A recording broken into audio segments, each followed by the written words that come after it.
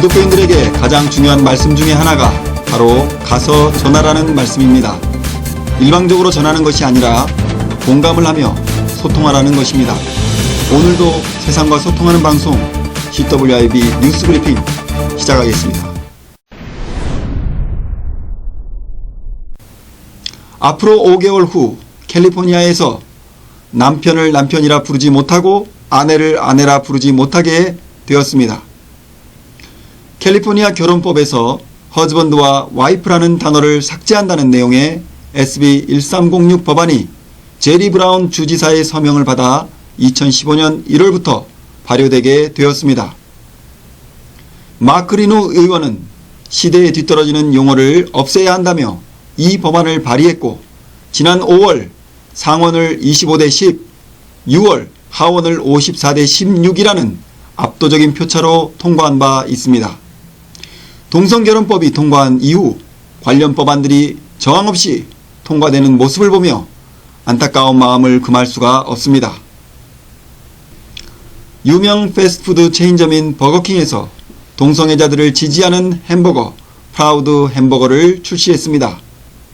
버거킹은 최근 샌프란시스코에서 열린 제44차 동성애 퍼레이드에 참가한 사람들에게 홍보를 위하여 이것을 판매한 것으로 알려졌습니다.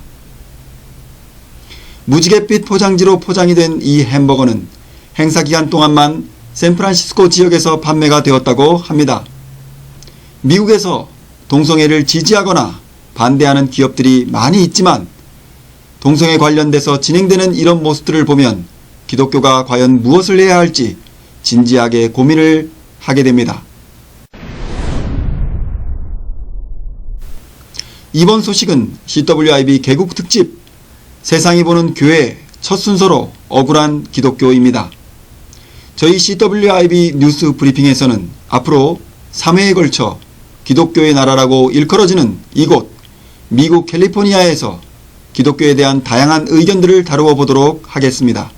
교회에서는 제가 너무 마음고생을 해서 가히 그렇게 긍정적으로 평가하지는 않습니다.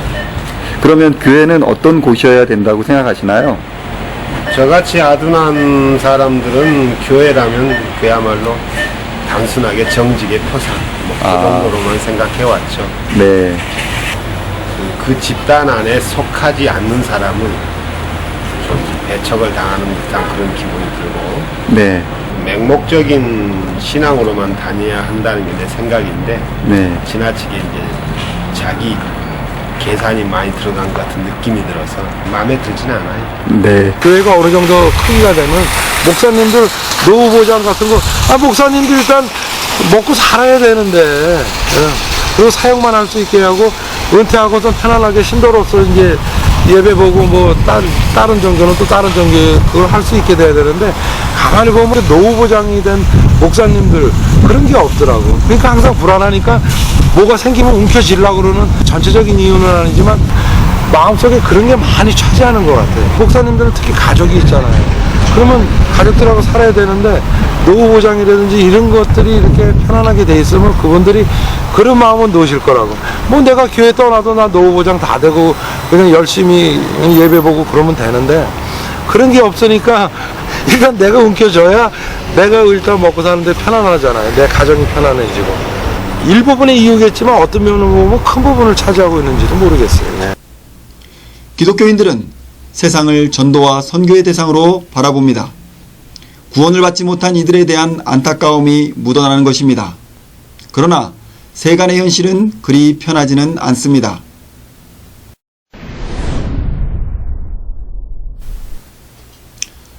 젊은 세대들이 교회를 떠나고 있다는 내용은 이미 미국과 한국에서 많은 보도가 있었습니다. 이는 한국교회만의 문제가 아니고 이민교회와 미국교회 모두가 당면한 문제입니다. 이런 상황에 대해 어떻게 풀어가야 할까요? 그동안 교회는 문화와 예술이 전도와 선교를 위한 도구 정도로 인식이 되는 경향이 있었습니다. 젊은 세대들과 교회의 관계 회복을 위해 기독교 문화와 예술을 토대로 신학과 교회를 다시 한번 고찰을 해보아야 한다는 움직임이 일고 있습니다. 크리스천 아트 컨퍼런스, Beauty of Art and Truth라고 명명된 BOAT, 보트인데요. 기획자 이도환 목사를 직접 만나보았습니다. 이번에 행사가 있는 걸로 알고 있습니다. 이번에 행사하는 주제하고 그 다음에 행사 취지 내용 좀 잠깐 설명해 주시면 고맙겠습니다. 지금 제가 이 CBF를 만든 거는 이제 2달밖에 안 되고요. 제가 또 개인적으로 또 신학교에서 지금 신학과 문화, 이제 미학, 아트 이런 쪽을 이제 공부하면서 이제 문화 사역에 대해서 좀 이렇게 많이 관심을 가지게 됐는데 이번에 이걸 시작하게 된 가장 큰 동기는 사실 뭐 한국도 마찬가지지만 미국 우리 교포 사회도 지금 20대, 30대 층의 교회 이탈이 굉장히 심한 상태입니다. 한국도 아마 제가 알기로는 20대가 교회 다니는 비율이 4%, 그리고 10대는 3.7%, 그다음에 30대는 아마 더 지금 30대도 이제 막 이탈이 시작이 된 것 같아요. 그래서 좀 여기 교포 사회도 마찬가지고요. 지금 교회마다 평균 연령이 굉장히 지금 높습니다. 높고, 제가 몇 년 전에 섬겼던 교회도 한 1,300명 정도 교회였는데 전체 평균 연령이 60세였어요. 그러니까 교회 안에 20대, 30대가 뭐 거의 없다라고 이렇게 일부 큰 교회를 제외하고는 그런 상황입니다. 그래서 왜 이런 일이 벌어질까 이렇게 좀 고민하다가 지금까지의 그 교회들이 그 진리를 말해온 방식들, 그다음에 그거를 또 표현하는 방식들, 뭐 이런 것들을 이제 좀 다시 한번 생각해 봐야 될 때가 되지 않았나, 이제 그런 생각이 좀 들었고요. 뭐 잘 아시다시피 지금 아마 물론 이제 건강한 교회들도 많이 있습니다만은 또 많이 또 숨어 있어서 저희가 잘 못 보고 있는 경우도 있지만, 그렇지만 이제 많은 교회들이 뭐 가령 예를 들면 이제 설교 중심의 신앙 표현, 그리고 또 사람이 모이면은 또 건물 짓고 뭐 이런 식으로 이제 내지는 이제 전도, 선교, 이게 아마 일반적인 그런 그 진리에 대한 표현이었는데요. 근데 저는 거기에 대해서 좀 한계가 오지 않았나, 그렇게 봅니다. 그러니까 한계가 왔다라고 보는 이유가 아마 대부분의 교회들에서 경험하는 것처럼 뭐 그런 건축이라든지 뭐 설교만이 어떤 기독교 콘텐츠의 그런 전부라고 생각을 하다 보니까 뭐 여러 가지 청빙의 문제라든지 실제적인 그런 교회 안에 뭐 그런 것들로 인해서 참 문제들이 많고요. 근데 제가 가진 또 기본적인 질문 하나가, 뭐 CGN이나 기독교 방송국에서 사실 좋은 설교가 뭐 24시간 내내 나오잖아요. 근데 그럼에도 불구하고 왜 젊은 사람들은 떠날까? 오히려 더 요즘 또 카톨릭으로도 굉장히 좀 많이 가고 있죠. 또 왜 그런 현상이 벌어지고 있을까? 이런 거에 대한 이제 질문을 가지면서, 그러면 복음에 대해서 좀 다른 방식으로 한번 이때까지 해온 방식과는 다르게 한번 좀 표현해 보는 게 어떨까? 뭐 이런 가운데서 제가 공부해 왔던 문화, 아트, 미학에서 조그만 대안이라도 한번 좀 던져보려는 그런 마음으로 행사를 기획하게 됐습니다. 네. 예배가 그렇게 조금 이제 바뀌어야 되고, 그리고 이제 설교 중심에서 네. 여러 가지 문화적인 내용을 중심으로 바뀌어야 된다는 것을 많이 공감하는 부분인데요. 예. 그렇다면 목사님이 생각하시는 문화사역, 기독교계에서 지금 진행되고 있는 문화사역이라고 하면 어떤 걸 얘기하는 걸까요? 네. 근데 일반적으로 이제 교회들에서 뭐 주부에 보시면 문화사역이라고 이렇게 표시가 된 그 주보들 이렇게 많이 볼 수 있는데, 근데 대부분의 교회들에서 문화사역 그러면 꽃꽂이, 뭐 재봉틀, 뭐 등산 이런 겁니다. 그리고 이제 좀 선교와 전도를 이야기하면서 좀 약간은 찬양사역이라든지 뭐 그런 정도가 지금 우리 기독교 안에 있는 그런 문화사역으로 그렇게 알려졌는데요. 근데 이제 문화사역에 대한 가장 큰 오해 중에 하나가 아마 전도나 선교를 위한 도구 정도로 아마 그렇게 생각을 하고 있는 것 같아요. 근데 뭐 그것도 전혀 일리가 없는 건 아니지만, 제가 보는 문화라는 것은 사실은 본질에 대한 표현입니다. 그게 도구 정도가 아니라, 그래서 이제 그 교회의 문화를 보면 실제 그 교회가 뭘 믿고 있는지, 또 뭐를 중요하게 생각하고 있는지가 사실은 드러나는 거죠. 그래서 교회와 문화가 별개가 아니라 그 교회가 내지는 뭐 전체 한 나라의 기독교가 가지고 있는 뭐 가치, 뭐 본질이라고 믿는 것들이 사실은 자연스럽게 그 문화로 드러나게 되어 있거든요. 뭐 문화가 특별히 뭐 노래하고 뭐 그런 것만이 문화가 아니라 어떤 가치를 좀 사회적으로 표현을 한 것이죠. 그러니까 가령 예를 들면 우리나라가 지금 뭐 굉장한 건축 바람이 불었죠. 우리나라 제가 알기로도 우리나라 교회들이 한때 가지고 있었던 신화 중에 하나가 크게 지어 놓으면 사람들이 온다는 거거든요. 그래서 은행 빚이 제가 알기로 지금도 아마 8조 9조가 넘을 거예요. 그래서 이제 우리나라 뭐 서울은 물론이고 정역에서 건축 바람이 한번 불었습니다. 이제 그게 우리 한국 교회 문화죠. 자기가 믿고 있는 것들을 건물로 표현을 한 거죠.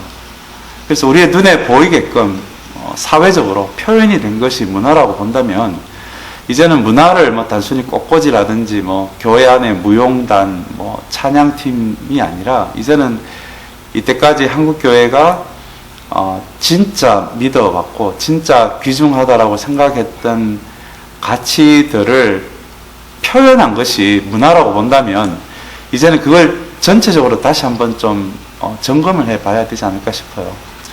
뭐 가령 예를 들면 또 이런 게 아마 이해가 될지 모르겠는데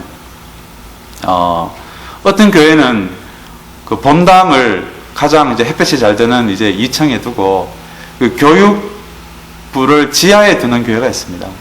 저도 좀 그런 교회에 좀 있어봤는데 그게 사실은 그 교회가 뭐가 옳은지에 대한 그 표현 방법이죠. 그러니까 아무리 뭐 신앙적인 표현을 써도 우리 아이들이 귀하고 뭐 이렇게 해도 사실 그게 눈에 보이는 것으로 표현이 된 걸 보면 그 교회가 갖고 있는 문화가 뭔지를 아마 그렇게 알 수 있을 것 같아요. 그래서 좀 정리하자면 기독교 문화라는 게 단순히 어떤 전도 선교를 위한 도구가 아니라 이제는 한국 교회가 이때까지 본질이라고 믿어왔던 것들을 실제로 어떤 방식으로 계속 표현을 해왔는데 그게 아마 현재 한국 교회 문화의 현 주소인 것 같아요. 그래서 그거를 이제 전체적으로 한번 좀 정리도 해보고 평가도 해보고 해야 되는 뭐 지금이 교회 위기의 시기라 그러니까요. 그리고 또 20, 30대가 이제 교회를 지금 많이 떠나는 이유도 아마 저는 거기에 있다라고 보거든요. 지금 제가 있었던 그 통합측이 그 교회가 전체 한 7,500개가 됩니다. 7,500개가 되는데 그 중에서 중고등부가 있는 교회들 퍼센트가 50%입니다. 50% 정도. 최근에 나온 통계가. 그런데 유치부가 있는 교회들이 25%밖에 안 돼요. 이제 그러면 이제 그게 딱 통계 맞죠. 그러니까 교회에 아직 40대는 좀 있다는 거예요. 그게 이제 중고등부가 있다는 거고. 유치부가 없다는 거는 이제 20, 30대가 이제 거의 이제 교회에서 없어져 가고 있다라는 거죠.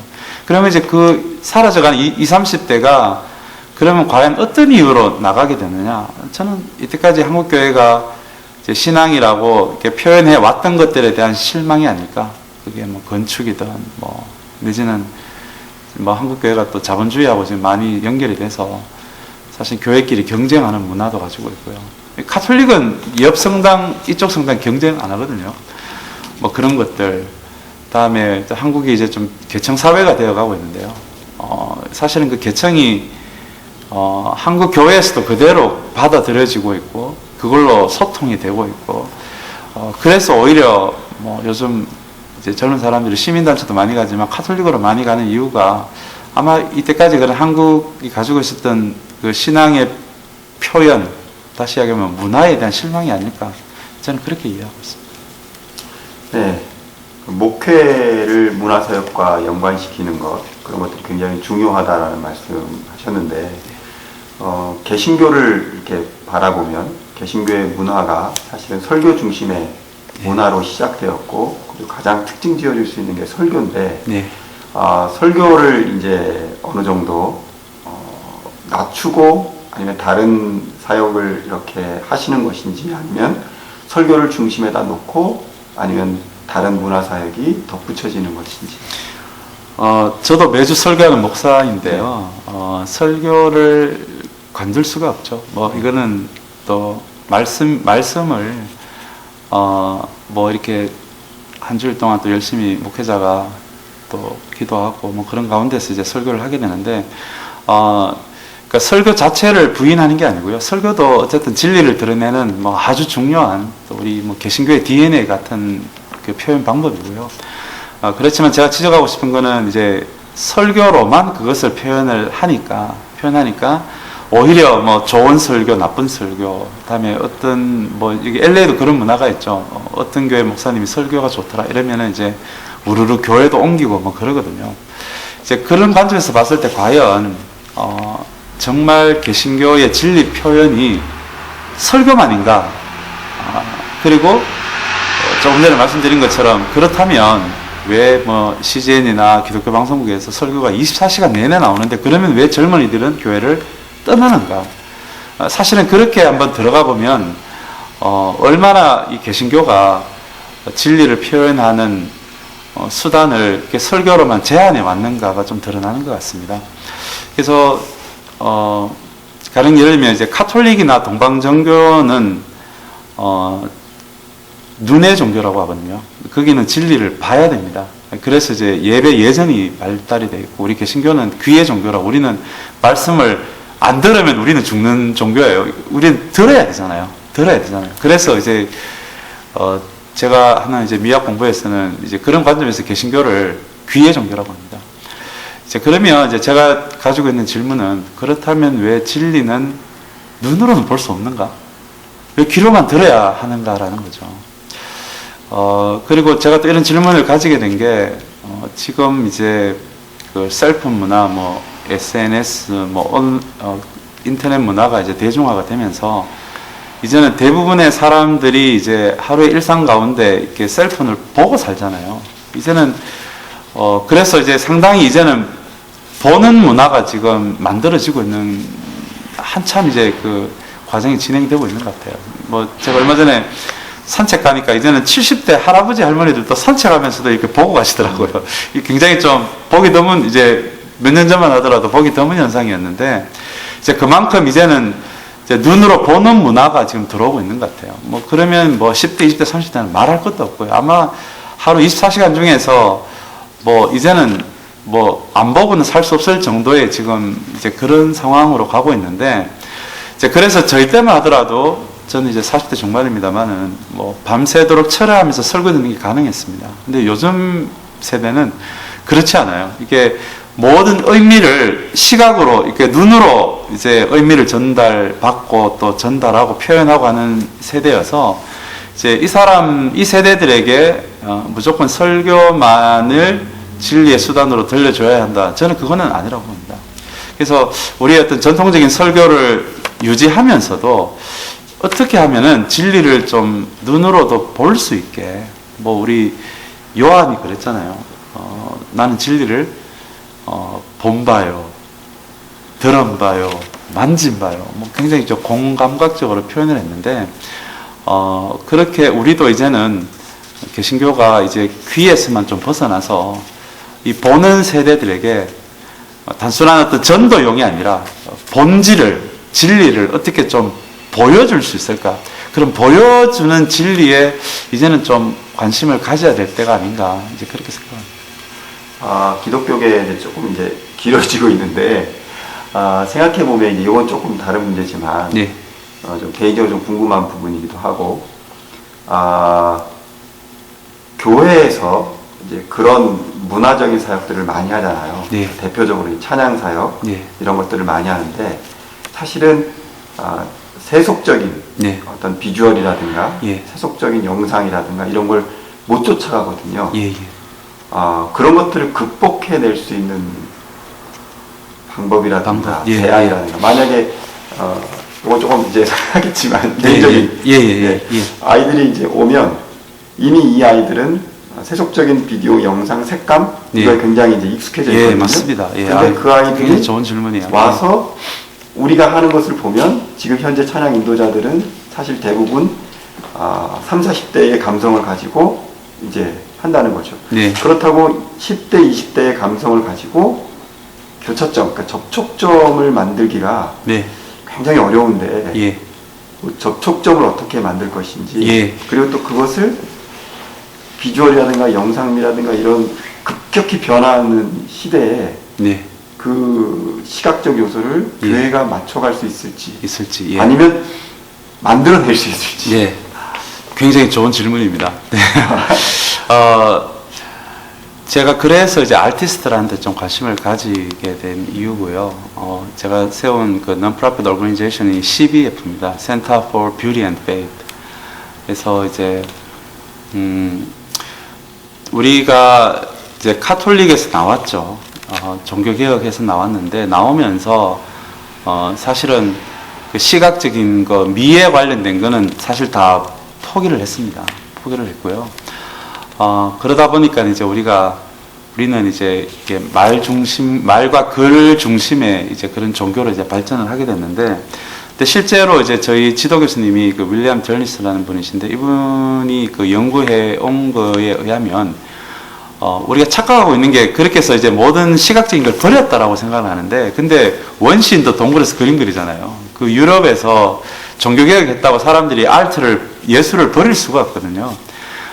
그게 아니라, 이제 칼빈도 자기가 쓴 저서 여러 군데에서 아트는 하나님으로부터 선물이다라는 표현이 여러 군데 나옵니다. 단지 이제 종교개혁자들이 검했는 것은 이 비주얼 이미지를 가지고 예배로 나아가는 것만 검했지, 그거를 하나님으로부터 선물로 알고 여러 가지 미닝을 담아서 표현하고 하는 것은 오히려 하나님의 뭐 선물이다라고 이렇게 평가를 했는데요. 그러면 이제 종교개혁 이후로 이제 미적인 게 죽은 게 아니라 우리 개신교 성격에 맞게 성경 내용 중심의 아트가 또 따로 이제 천주교와는 달리 그렇게 발전을 해온 거죠. 이제 그래서 우리 안에 그런 충분한 어떤 미의 전통들이 있고요. 다음에 뭐 성경에도 여러 가지 어떤 미에 관련된 이야기들이 많은데요. 이제 그래서 방금 말씀하신 거에 연장선상에서 제가 말씀을 드리면, 이때까지는 우리 기독교 미학이라는 게 이게 수천 년의 역사입니다. 뭐 철학적 미학도 뭐 상당히 뭐 엄청나지만 저도 공부를 해보니까 아직까지 좀 헤맬 정도로 기독교 미학이라는 거는 뭐 무궁무진합니다. 근데 지금 저희는 이제 그렇지만 그거를 놔두고 신학적인 발전은 진선 미중에 진선으로만 발전을 시켰거든요. 진은 이제 바른 교리가 뭐냐, 선은 이제 바른 윤리가 뭐냐, 이제 그렇게 이제 개신교가 그 두 가지 축으로 이제 발전해 왔는데, 지금 이제 뭐 이런 시각적인 시대가 되면서 이제는 좀 우리가 그동안 몇천 년 동안 묵혀놨던 이 미의 전통을 이제는 좀 끄집어낼 때가 된 것 같아요. 왜냐하면 이런 탄탄한 신학적 바탕이 되지 않는 상황에서, 가령 예를 들면 문화사역자들이나 목회자들이 뭐 비디오 클립을 살짝 따거나 어디서 그림 하나 다운로드 해가지고 이거를 설교 시간에 보여주는 그런 의도는 충분히 이해가 되지만 그 안에 신학이 안 담기니까 이게 뭔가 정말 어떤 깊은 미닝을 주는 그 진리의 표현까지 가는 게 그냥 단순히 설교를 위한 보조였지, 내지는 전도를 위한 보조였지, 그게 그 이상의 의미로 갈 수가 없었던 것 같아요. 그래서 이제 제가 보는 견제는 첫 번째 이 기독교 미학을 좀 끄집어내야 됩니다. 제가 그 공부를 지금 하고 있는데 아마 개신교에서는 제가 이룰 것 같아요. 그래서 뭐 고생도 지금도 하고 있습니다만은, 그래서 그거를 먼저 좀 끄집어내야 되고, 두 번째는 교회가 현재 음악은 있습니다. 교회 안에 찬양팀, 뭐 지휘, 성가대. 그렇지만 이때까지 아트 했는 사람들은 이 미학이나 이런 설교 문화만 있다 보니까 미술을 했던 사람들, 기존에 다른 아트 했던 사람들은 사실은 교회 안에서 그렇게 대우를 못 받았습니다. 뭐 미술한 사람들도 뭐 부흥의 포스터 그리라 정도지, 뭐 당신들이 이 시대에 뭔가 좀 기독교 문화 콘텐츠를 만들어내는 새로운 중심으로 들어와야 된다, 이렇게 권면해주는 사람도 없고 격려해주는 사람도 없었거든요. 그런데 그 목회자 수준에서 그런 비디오 클립보다도 제가 봐서는 이 아티스트들이 비록 그 아트도 많이 세속화돼서 아트 스쿨에서 기독교 아트가 뭔지 미학이 뭔지는 못 배웠지만, 그러나 뭐 그런 표현 능력은 탁월하죠. 뭐 목회자가 비교도 안 될 정도로. 그래서 이제 제가 이런 쪽에 제가 생각한 대안은, 그러면 이 LA에 있는 뭐 제가 사는 도시가 LA니까 LA에 있는 크리스천 아티스트를 전부 다 한번 끄집어내보자. 네트워크를 해보자. 그리고는 이제 저희 CBF에서 내년에 이제 시작이 되면 아주 핵심적인 사역 중에 하나가 목요 강좌가 될 것 같아요. 거기에서 이제 기독교 미학, 기독교 문화, 그다음에 영화를 어떻게 비평해야 할 것인가. 뭐 얼마 전에 노아라는 영화 하나만 나와도 우리 기독교 쪽에서 난리가 났잖아요. 뭐 이걸 뭐 비기독교적이니. 그러니까 조금만 기독교적으로 영화 비평하는 방법만 배워도 이걸 훨씬 더 좀 세련되게 또 가치 있게 비평할 텐데 그런 걸 못 배우니까 뭐 무조건 보지 말자 뭐 이제 그런 식의 아주 수준 낮은 대응밖에 안 나가는데요. 그래서 그 목요 강좌에서 뭐 미학이나 문화나 영화 비평이나 그리고 이제 일반적인 뭐 상식 이제 교양 차원에서도 디자인이 뭐냐 그러고 아티스트들이 다 배워왔기 때문에 그것들도 좀 소개하고요. 그리고 신학도 좀 뭐 신학교 수준까지는 안 가지만 21세기에 맞는 신학도 좀 깊게 다루려고 합니다. 그래서 이제 아티스트들이 거기서 좀 훈련이 되면은 아마 그리고 이제 기독교 미학이나 이런 걸 좀 배우게 되면 기독교적으로 어떻게 표현할 것인가에 대한 어떤 굉장히 어떤 좀 나름의 그 기독교적 문법, 기독교적 상상력을 좀 배우게 될 것 같아요. 이제 그리고 나서 이 아티스트들이 이제 함께 어떤 프로젝트로 좀 뭔가 비주얼한 거를 만들어내고 이거를 이제 LA 전체 교회들이 좀 함께 공유하는 방향으로 지금 그렇게 계획 중입니다. 뭐 간단하게 좀 생각하고 있는 프로젝트 몇 가지만 말씀드리면 이제 한 가지가 Art and Worship. 그러니까 지금은 예배당 안에 미술이 없잖아요. 지금도 뭐 여기 벽이 다 희잖아요. 이게 사실은 칼빈 전통입니다. 왜냐하면 교회 안에 뭐 그림이나 이런 걸 그려놓으면은 이제 칼빈이 봤을 때 사람들이 말씀에 집중 안 하고 그림 보면서 그걸로 이제 옛날 습관처럼 예배로 나아갈까봐 아예 교회 안에 그림을 싹 다 없애버린 거죠. 그래서 이게 다 이제 흰색이 된 거죠. 우리 개신교 건물이. 이제, 그런데 음악은 지금 들어와 있거든요. 그러면 제가 좀 실험하고 싶은 게, 그러면 카톨릭 방식 말고 우리 개신교 미학의 방식에서 이 예배 안에 미술이 어떻게 좀 들어올 수 있을까? 이제 그거를 실험을 하고, 이제 지역교회 목사님들한테 오픈해서 좀 코멘트도 받고 하는 그런 게 하나의 아이템이 있고요. 또 한 가지는 교재도 전부 다 문자 중심입니다. 우리 중고등학생들, 대학생들 책이. 그래서 가령 예를 들면 이제 그림으로만 된 성경 공부 교재 뭐 이런 게 아마 가능하지 않을까 싶어요. 아트 개념이 좀 깊게 들어온. 요즘은 상담도 미술 치료가 있거든요. 뭐 아무리 말을 해도 이 아이의 속을 못 꺼내는데 그림 몇 개 보여주면 자기 마음을 그대로 보여주는 그림 끄집어내라 그러면 그거 끄집어내면서 막 상담이 깊게 들어갑니다. 이제 그만큼 이제 이 비주얼 이미지가 파워가 있는데요. 그것처럼 이제는 뭐 저희 때야 뭐 관로 메우기 뭐 이런 성경 공부 교재가 유행했지만 지금은 아마 이 아트 개념이 들어오면 아마 성경 공부 교재도 조금 굉장히 좀 굉장한 뭐 굉장한까지는 아니지만 좀 의미 있는 실험이 되지 않을까 싶고요. 또 한 가지가 개신교에서 젊은이들이 저는 나가는 이유가 우리 개신교가 소셜 저스티스에 취약하다고 봐요. 오히려 카톨릭은 굉장히 민감하죠. 그러면 우리 아티스트들이 이런 소셜 저스티스에 대해서 이제 어떻게 좀 움직일 수 있을까 한데 아마 미국 안에 있는 좀 불편한 진실들을 끄집어내는 작품들을 좀 할 수도 있을 것 같고요. 또 뭐 가령 예를 들면 지금은 한국에도 이제 그런 실험이 좀 있는데 제가 그분 성함이 생각 안 나는데 뉴욕에서 아주 유명한 우리 크리스찬 우리 코리안 아티스트입니다. 이분이 한국의 그 카이스트에 가셨거든요. 이 카이스트하고 이 디자인하고 뭐가 맞을까 싶었는데 그분이 그것을 하는 일 보니까 제가 굉장히 뭐 이분이 기독교 미학을 공부를 했는지도 모르겠는데 굉장히 좀 제가 감동을 받았어요. 그게 뭐냐면 아프리카 구호 물자에 디자인을 입히더라고요. 그러니까 이때까지는 뭐 가령 예를 들면 밀가루를 보내면 뭐 그냥 하얀 포대기에 이렇게 뭐 적십자면 이게 십자가 이런 식이었는데 이분이 그런 사회적 약자들을 돕는 일에 디자인을 입히면 어떨까 이렇게 이제 시작을 해서 이제 거기에 이제 그 디자인을 입히기를 시작했는데 그게 이제 그 아프리카 아이들한테 굉장히 어떤 감동을 줬다 그러더라고요. 뭐 가령 예를 들면 뭐 카이스트에서 모기파리 아프리카는 모기파리 많으니까 이렇게 스프레이 형식으로 되는데 누르면 이게 모기 약이 나가는 게 아니라 초음파가 나와서 한 5m 이렇게 전으로 모기파리가 못 들어오는 게 이제 카이스트에서 그 개발이 됐는데요.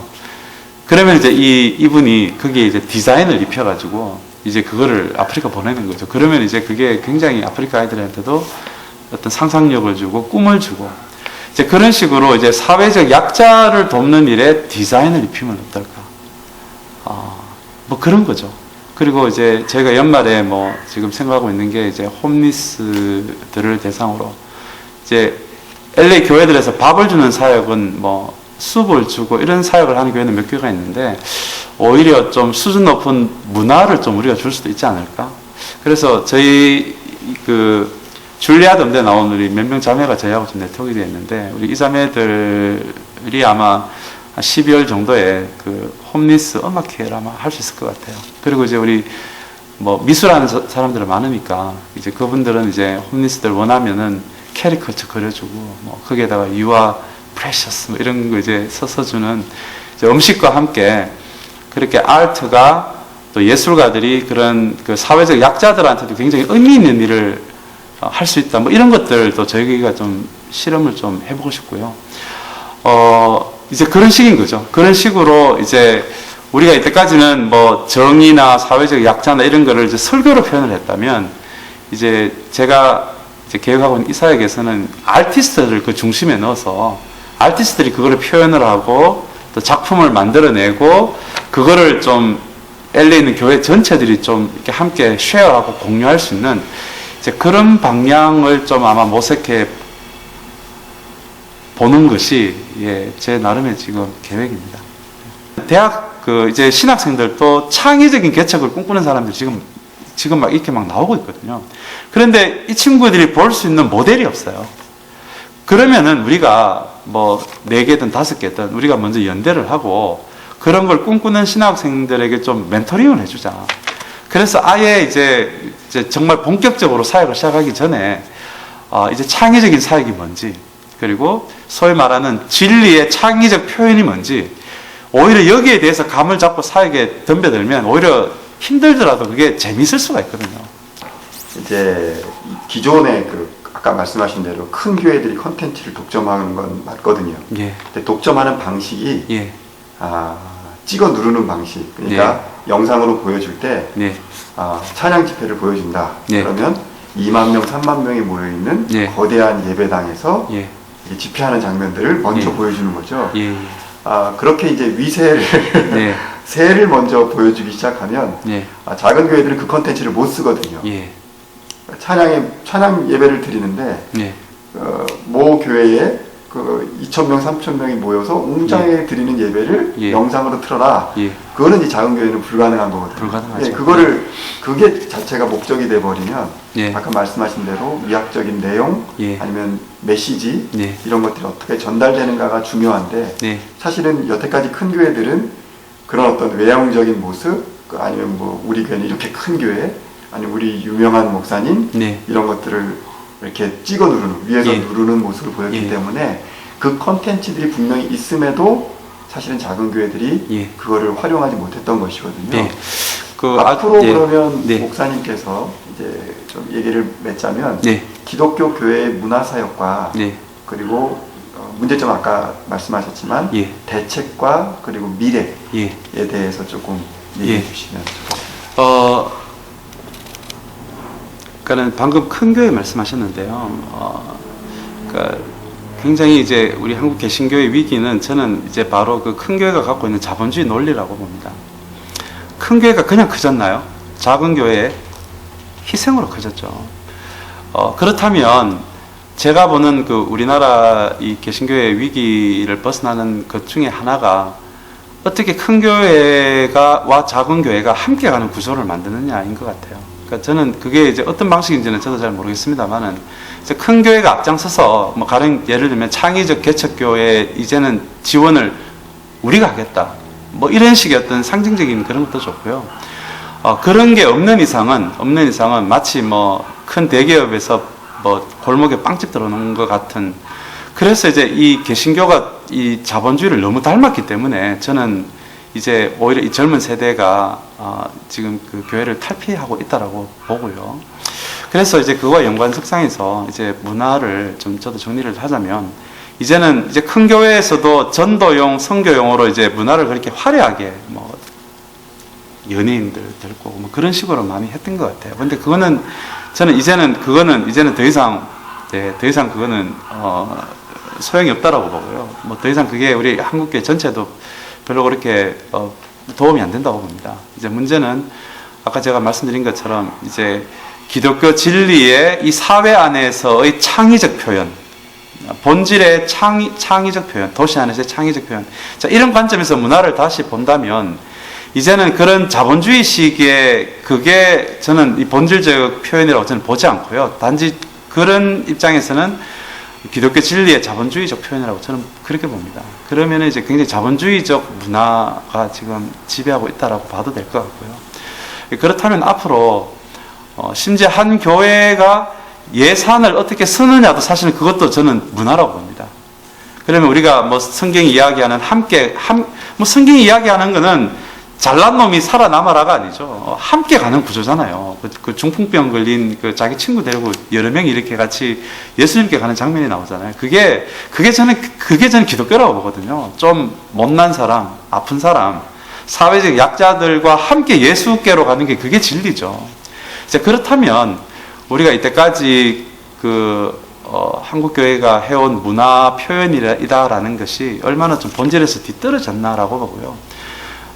저는 뭐 이제 아티스트를 데리고 이제 시작을 하지만, 이제 교회들도 그 본질의 창의적 표현이 맞다면, 그리고 사회적 약자들에게 가는 게 맞다면, 자기들이 갖고 있는 거를 그런 재정이나 인력이나 뭐 이런 것들을 좀 사회적 약자를 도와주되, 뭐 지금처럼 연말에 뭐 이렇게 쌀 정도 도와주고가 아니라 이걸 좀 창의적으로 어떻게 도울 수 있을까?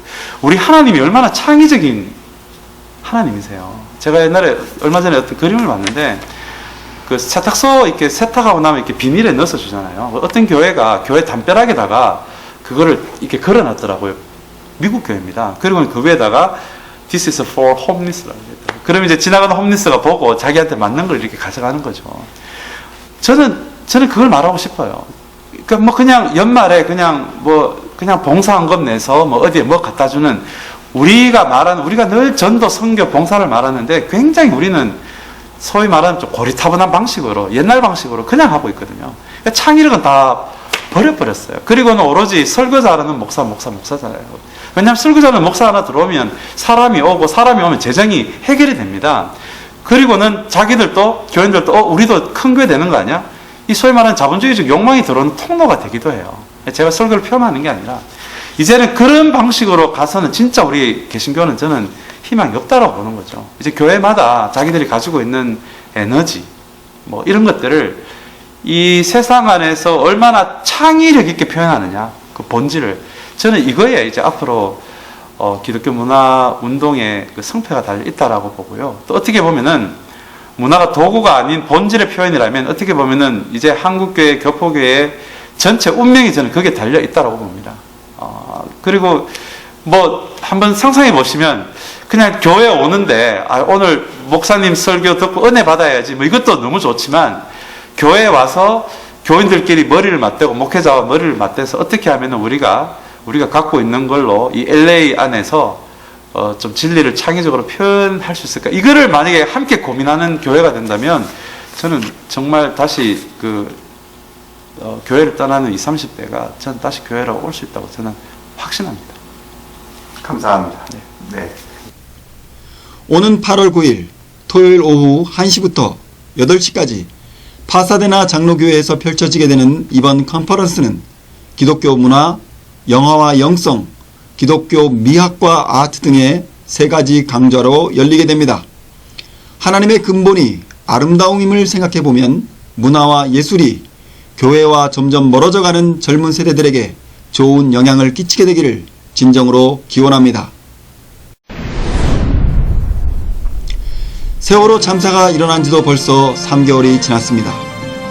아직도 10명의 실종자가 바닷속에 있습니다. 세월호에서 살아남은 아이들이 여의도에서 국회까지 도보로 행진을 했습니다. 세월호 특례법을 제정해 달라는 것입니다. 광화문에서는 유가족들이 단식 투쟁을 하고 있습니다. 국가는 엄정한 법 집행과 그에 대한 기준이 있어야 된다고 생각합니다. 그러나 법을 위반한 경우가 아니라면 상식과 또한 마음으로 대해야 할 것이 있습니다. 안산에서 여의도까지 40km를 걸어온 아이들을 반기는 것은 바로 경찰관들이었습니다. 유가족들의 단식 농성장에 일부 보수단체 회원들이 반대 농성을 벌이기도 했습니다. 이스라엘의 공습으로 숨진 어린아이의 사진이라는 한 장의 사진이 인터넷을 달구었습니다. 이 사진으로 이스라엘을 성토하는 목소리가 높습니다. 한편에선 이 사진이 조작된 것이라는 설도 있습니다. 다른 사건의 사진이라는 것입니다. 그러나 사진의 진위를 떠나서 어린아이의 처참한 모습에 그저 마음이 아플 뿐입니다. 말레이시아 항공의 비행기가 우크라이나에서 미사일 공격으로 탑승객 전원 295명의 목숨이 희생되었습니다. 한국에서는 세월호 수색 지원에 나섰던 헬기가 추락해서 소방대원 5명이 모두 순직했습니다. 추락하면서도 피해를 줄이려 노력을 했다는 소방대원들의 소식이 들려옵니다. 각종 사건 사고의 홍수 속에서 우리의 삶과 생각은 쉽게 지쳐가는 것 같습니다. 이럴 때일수록 함께 울어주고 안아주는 사랑의 사람이 필요합니다. 시청해 주셔서 감사합니다.